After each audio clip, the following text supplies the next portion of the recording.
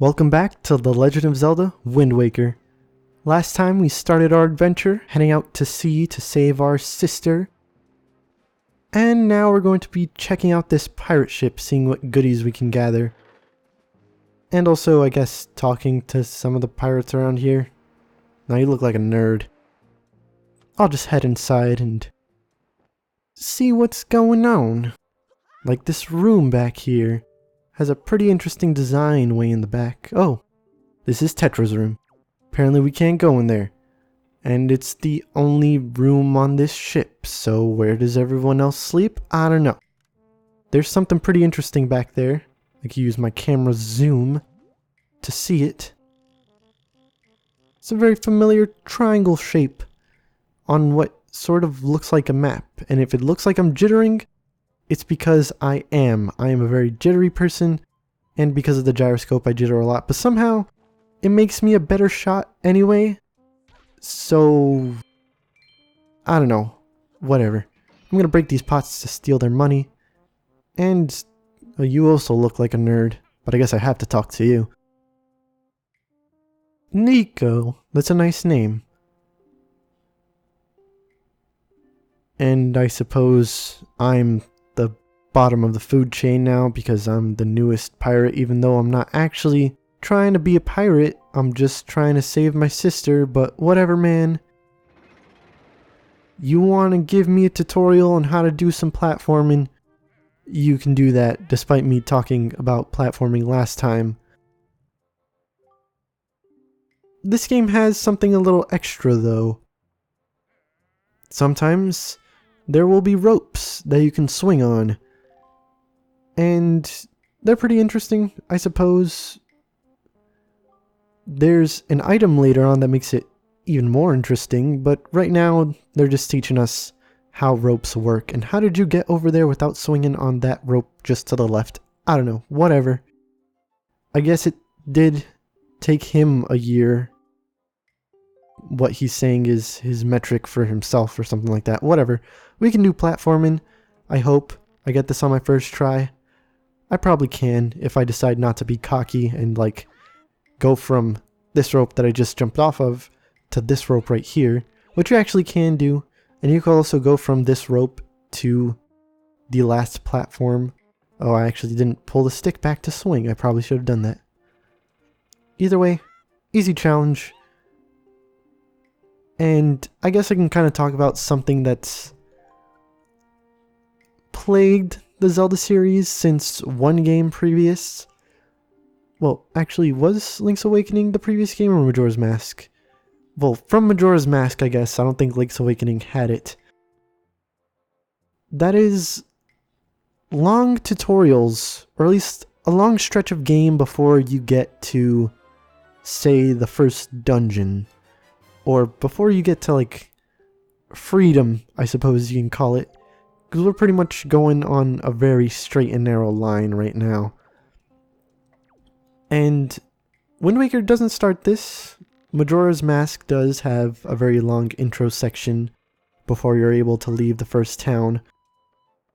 But it does kind of reinforce it, along with some other Zelda traditions, I guess you could call them. Which is one that Majora's Mask actually doesn't have, but Link sleeping at the beginning of his journey. I've talked about it before, probably, in Ocarina of Time, showing that he's a lazy boy that kind of rises to the task of heroism. I guess it makes sense that that doesn't happen in Majora's Mask because it's a straight-up sequel to Ocarina of Time, like it happens right after, so he's already a hero. There isn't any waking up symbolism that needs to be had. And here we are, Tetra, alone at the top of the ship. I don't know what it's called. Is this the mast? I can't even tell. Port from starboard. And I guess that makes a little more sense that I can't tell those because I kind of screw up left and right a lot for some reason.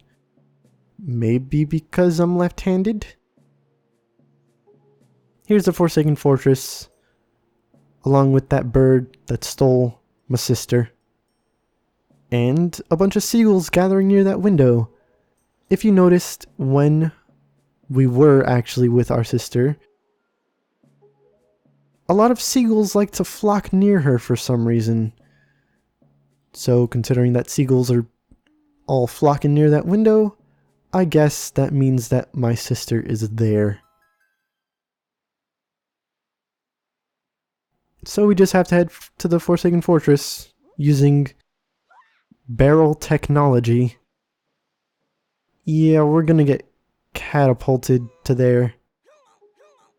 I guess it makes sense considering that there's a bunch of spotlights and stuff, and there are like turrets on the outside of the ship. Or not of the ship, of the fortress, so if any ships do try to come by, they will probably get destroyed by the cannons. So we need to go in solo. And I guess you could consider this Forsaken Fortress as the first dungeon. I kinda don't though. It doesn't follow the same beats as other dungeons, so I don't want to call it that right now. And there goes our sword, along with the sheath for some reason. Yeah, this does not bode well. Look at that. Did you see that angry face? Ugh. Link's face in this game is too good.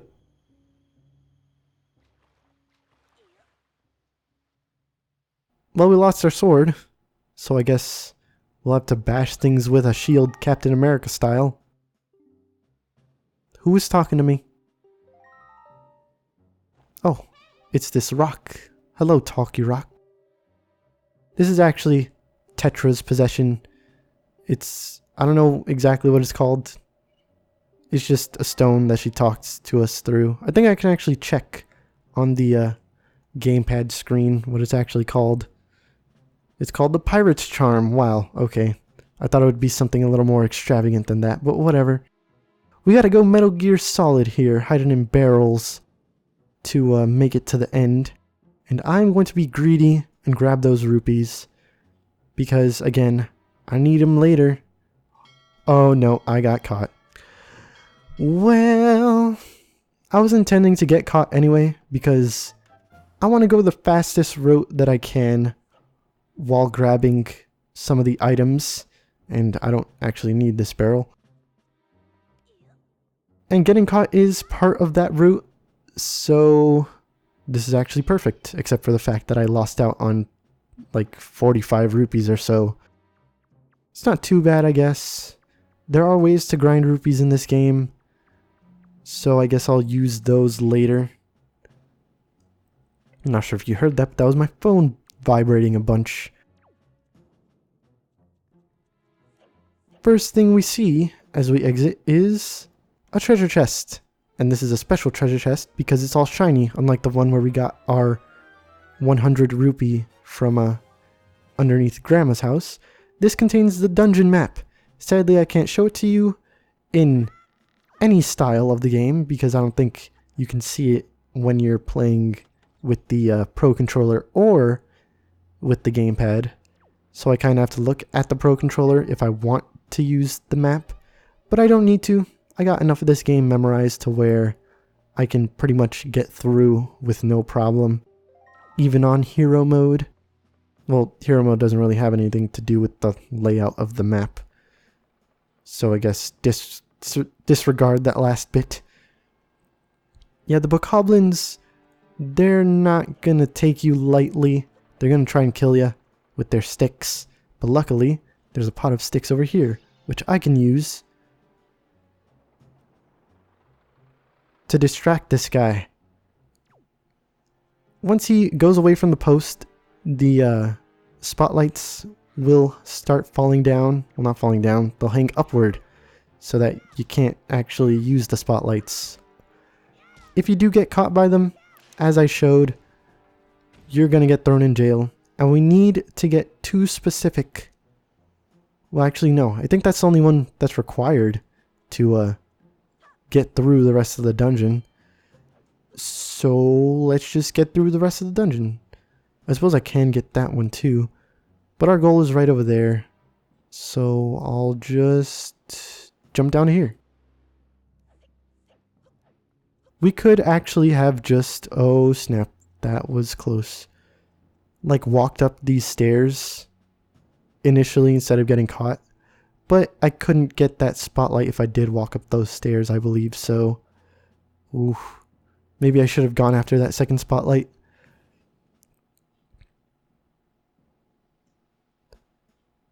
Well, it's not too bad. It's just going to take a little longer than normal. The time I would have spent trying to take down the spotlight is the time that I'm spending trying to hide from that extra one. Or at least I like to think it is. Maybe it would have been a little shorter or something. I don't know. I just want my rupees. And I think I'm safe for now. Oof. That was a little close. Now there's just a random barrel sitting there. I want that 20. Okay. And now I could grab this barrel again. Hide. Okay. And make my way up those stairs. Or I suppose I could... No, I don't want to get caught again. Ooh, and I almost did. Okay. Let's head up.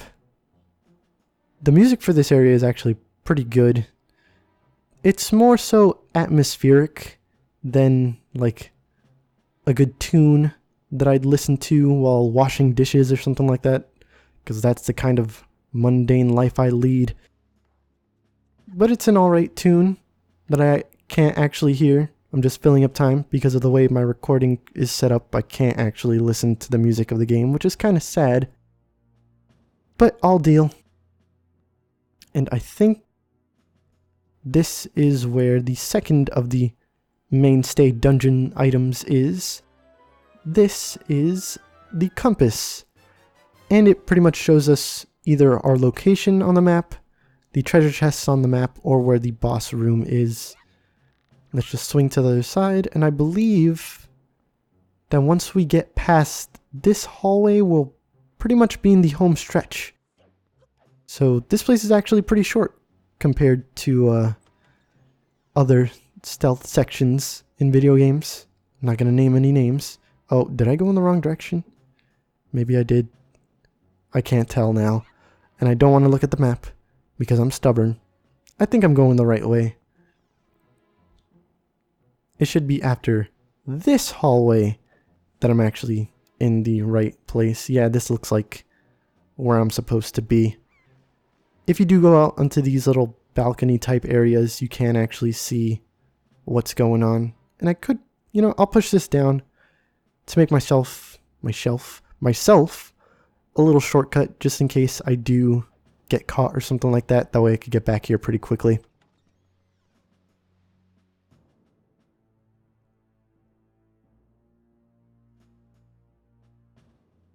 And this is pretty much the final room inside of the Forsaken Fortress. There's moblins, this is actually the first we're seeing of them, surprisingly, considering that they're all throughout this dungeon.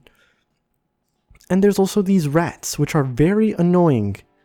Not only will they try to attack you and break your barrel, but they can also steal rupees from you if they attack you. They'll cause you to drop them, and you can pick them up, Sonic style. But they can also try to grab them and then scurry away with them, which is a little annoying. I like my rupees where they belong, which is in my wallet. And this is the last guy we have to get past. Once we do, we're good to go. I want to hang near this corner right here because he'll stay on the outside of this path, I guess you could say. When they're looking around like that, they're very suspicious. You do not want to move while they're gawking everywhere. Also, when they're sniffing, I think they have a little bit of better perception. But luckily they can't hear me yelling while I roll. At least I think I yell while I roll. Again, can't hear the audio. As we're sidling along these walls here, this is the reason why I wanted to take down that one spotlight. That one is the only one that faces against these walls. And so if you're caught sidling along these walls, then you'll get caught and then thrown back in jail, and that's kind of annoying. So that was the only one we actually had to take down. And once we get all the way across, we'll be right where our sword landed, along with that green bokoblin, who actually isn't all that. He's pretty much like a regular bokoblin, I think. Like, he has the same amount of hits to take. He just has a shield, which isn't all that impressive. And so, we fight. I kind of don't want to take that much damage, so I'm just going to bait him. Because I'm in hero mode, and in hero mode, I can't collect any hearts, because that's what hero mode does to a man. And I gotcha with your own sword. I just find it so weird that hero mode doesn't give you hearts in this. I could have sworn that in Wind Waker HD, hero mode actually did drop hearts for you. But I guess it doesn't. That kind of threw a wrench in my plans when I was first trying to record this, because this is actually my second time trying to record the first 3 or so episodes of this game, which meant I actually had to replay the game in order to get back to the beginning with the New Game Plus file so that I could get the new tunic and all the extra dialogue and stuff like that. That was a little annoying, but it wasn't that big of a deal. I was able to do it in like a weekend or so. And we reached our sister, but we can't actually save her because this bird guy is a bit of a douche, and he won't let us save her. And I guess those other girls that are inside also, I'm not really caring about them right now. I mean, I guess we could save them too. It's like not in the way or anything. All I had to do was open the door.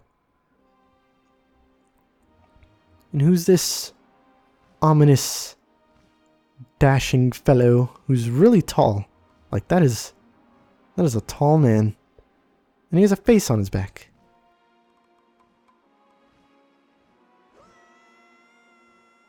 Okay, that is not how people get thrown. That is not like how physics works. Oh, Jesus. Those people yelling in the hallway. Hopefully that stops. And yeah, that's the end of The Legend of Zelda Wind Waker.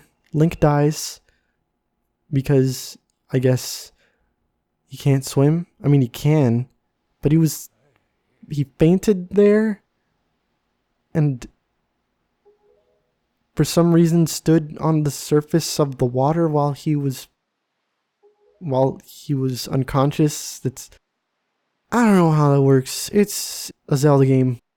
Link isn't supposed to die except for the one time that he does, and that causes a rip in the time-space continuum, making it so that there's a third timeline, which kind of doesn't make sense, but in order for things to make sense, there had to be a Link that loses at some point. So I guess they decided to use Ocarina of Time because that's already the game that splits the timeline into the adult and child one. And here's a talking boat. Yeah. He's pretty cool. He's the king of red lions. He's our companion for this game. Akin to Navi or, I don't know, Midna, Tattle, Fi. The various companions.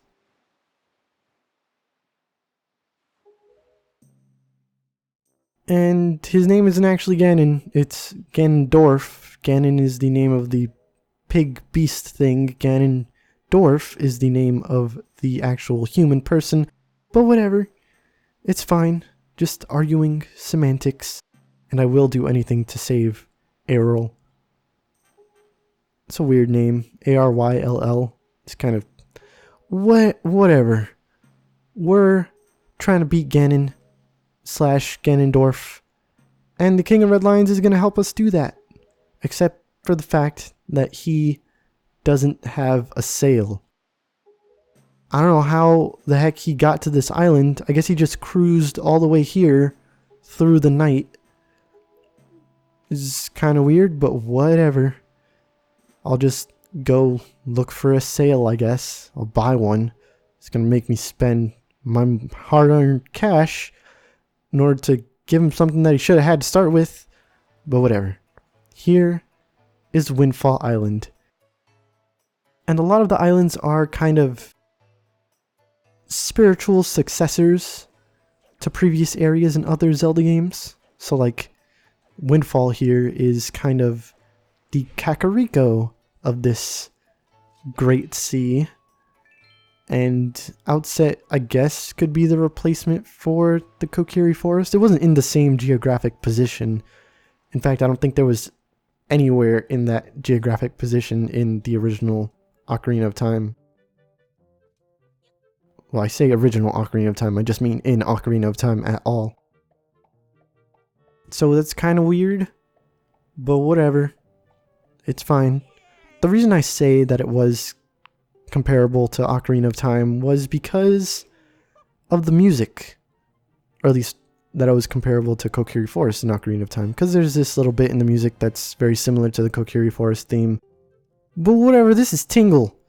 Tingle is probably the best character in the Zelda series.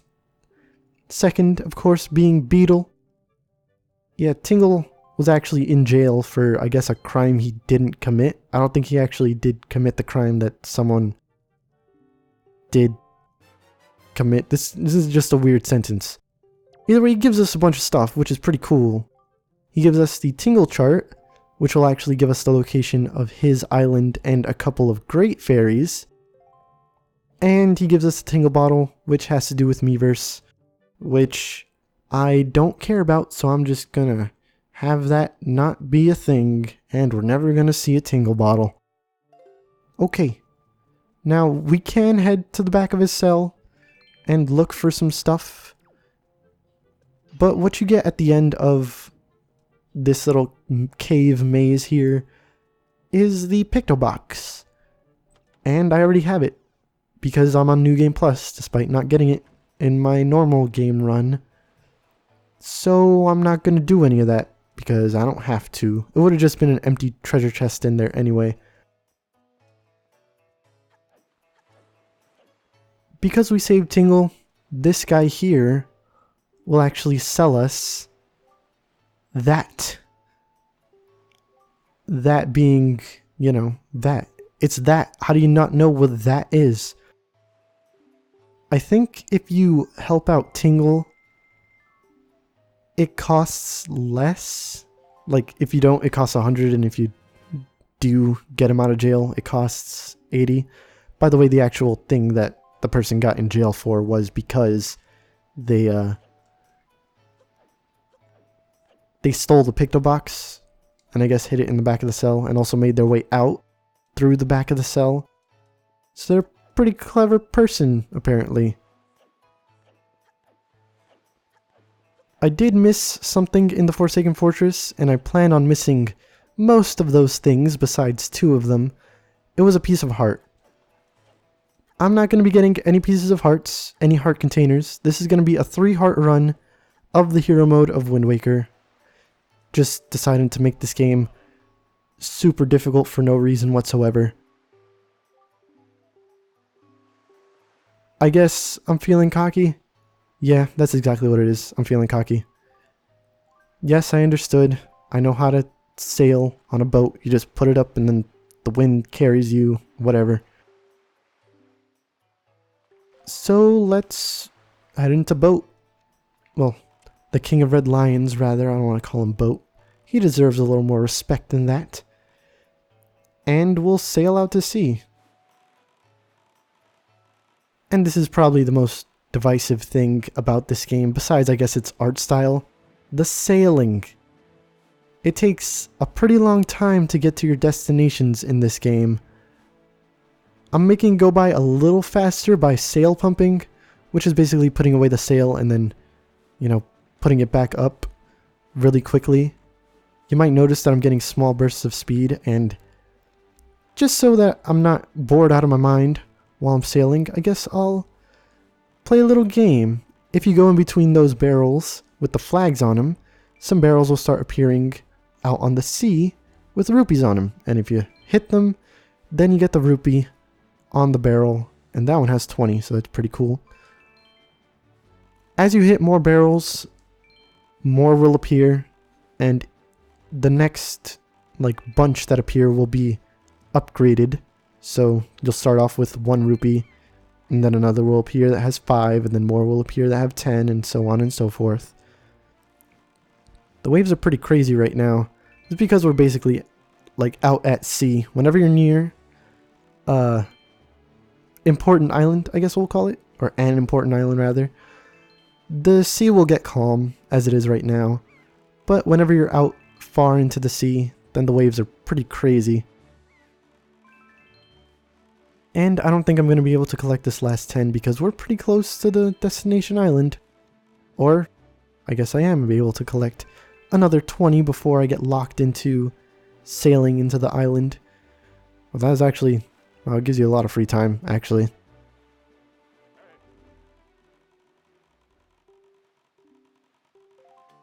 And here's Dragon Roost Island. Probably the best music in this game. I think a lot of people would agree with me in saying that. Dragon Roost theme is really, really good. And sadly, I can't hear it because of my recording setup, as I am one to complain about. And we have the Rito tribe, which we actually met a member of. You might have seen a couple of them up on some balconies. It's the bird people. And I will talk about them at length at a later time. First, the King of Red Lions is going to be giving us the titular item, the Wind Waker. Link doesn't actually get an instrument in this game. Instead, he gets a conductor's baton, and he's able to, I guess, command the wind to sing or something. Or the gods, I don't know. It's a little weird. But whatever. It's the item of the game, the Wind Waker. It wakes the wind. Well, it actually can't right now. But it will in a second, because I'm going to get the thing that allows it to wake the wind. The first mandatory song for it is right here. You just take out your Wind Waker, and I'm so glad that the HD version does this. It puts the Wind Waker on the up button on the D-pad rather than actually being an item from your inventory, so you can take it out whenever you need to without having to go into any menus or anything. And we'll play this song. This is the Wind's Requiem, and by playing it, we change the direction of the wind into 8 directions: north, south, east, and west, and then one diagonal direction between each of those. This is Zephos. He's a frog wind god. I guess he's the person that we make sing? I don't know. Apparently there's another one, like another god of wind named Cyclos. And his monument kind of got wrecked, so he's in a bit of a hissy fit right now. I guess I'll deal with him at a later time. Well, that's actually kind of sad. But whatever. I got my Wind Waker, and we're going to end this part pretty soon, but one more thing that I want to show off about the Wind Waker. And it's so cool that they added this. When you play a song for the first time, Link will actually do all this fancy posing and stuff, commanding the wind. And you get to choose your direction or whatever. Let's just make it, I don't know, let's make it south. I like south. Okay, so we did that.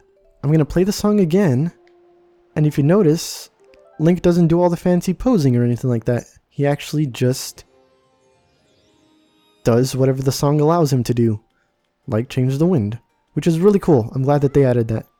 Because in something like Ocarina of Time, when you play a song, you weren't restricted by the tempo of the song. You could just play the notes rapid fire, and then the song would play back to you in the actual like sequence of notes in the right tempo and stuff like that. With the Wind Waker, you're always playing at the right tempo. So hearing the song again can get kind of annoying, even though you already played it basically the same way just a second ago.